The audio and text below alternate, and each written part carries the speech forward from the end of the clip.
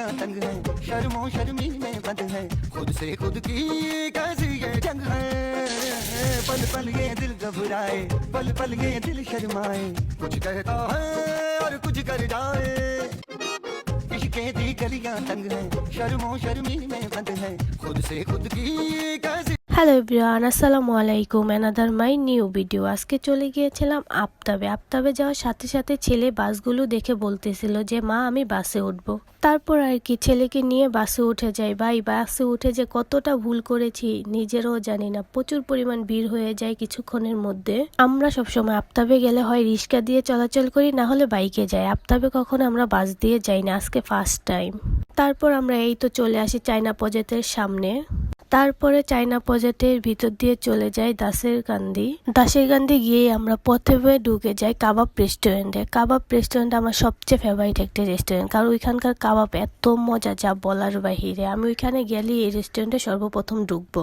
আগে এই রেস্টুরেন্টটা এত সুন্দর ছিল না, বর্তমানে অনেক সুন্দর করেছে। আগে এতটাও লাইটিং ছিল না, বাট এখন দেখতে অনেক সুন্দর লাগতেছে। আগেও সুন্দর ছিল মোটামুটি, বাট এখন আরো বেশি সুন্দর লাগতেছে। এখন রেস্টুরেন্টটা বেশি সুন্দর দেখে আমরা ঘুরে ঘুরে পুরো রেস্টুরেন্টটা দেখতেছিলাম আর কিছু ছবি ভিডিও করতেছিলাম। তারপর আমাদের ভিডিও করা শেষ হলে আমরা চলে যাই কাবাবের সাইডে যেখানে রান্না করা হচ্ছিল। তারপর ওইখানে গিয়ে আমরা কাবাব অর্ডার দেই। তারপর আমরা চলে যাই আমাদের সিটে বসে বসে তার বাবা আরো মেনু কার্ড দেখতেছিল যে আগে শুধু এখানে কাবাবই পাওয়া যেত, এখন অনেক কিছুই পাওয়া যায়, যে আর কিছু নেওয়া যায় কিনা। আমরা আর ওইখান থেকে কাবাব ছাড়া অন্য কোনো কিছুই নেই। তারপর আমরা ওইখানে বসে বসে কাবাব খাচ্ছিলাম আর চারদিকের ভিউ এনজয় করতেছিলাম। ওই রেস্টুরেন্টের ভিতরে একটি করমচা গাছ আছে। আমরা যখনই যাই মা ছেলে ওইখান থেকে করমচা ছিঁড়ি আর বসে বসে করমচা খাই। ওই দিন ছেলে সেই করমচা গাছটি দেখে চলে যায় করমচা ছিঁড়ার জন্য, তার পিছন পিছন আমিও চলে যাই করমচা ছিঁড়ার জন্য। তখন তার বাবা দুষ্টামি করে একটা ভিডিও বানায়।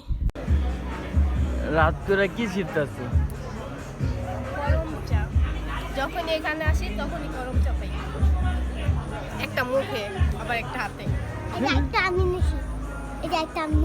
তারপর কাবাব রেস্টুরেন্টে খাবার দাবার শেষ করে আমরা ওইখান থেকে বের হয়ে চলে আসি। বের হয়ে আমরা চলে যাই বেলা শেষে রেস্টুরেন্টে আমি কখনো ঢুকি নাই। তার বাবা আগে পরে অনেকবারই এসেছে। সে এখানকার চা আর পোড়া রুটি নাকি তার কাছে অনেক ভালো লাগে, তাই সে ওইখানে আমাদের নিয়ে যায়।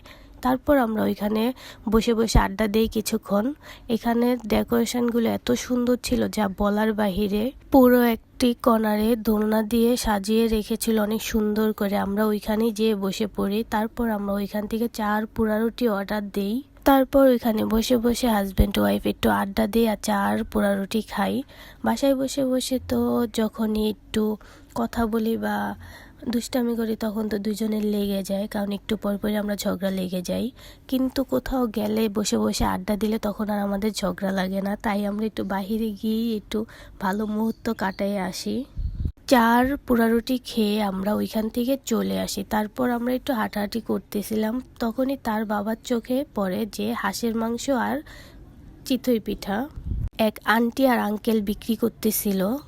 আমাদের পেট পুরাই ভরা ছিল। তারপরও তার বাবার নাকি হাঁসের মাংসটা দেখে অনেক খেতে মন চাচ্ছিল। তারপর আমরা ওইখান থেকে বেশি না, 1 প্লেট হাঁসের মাংস, কয়েকটা চাপটি পিঠা আর 2টা চিতই পিঠা নেই।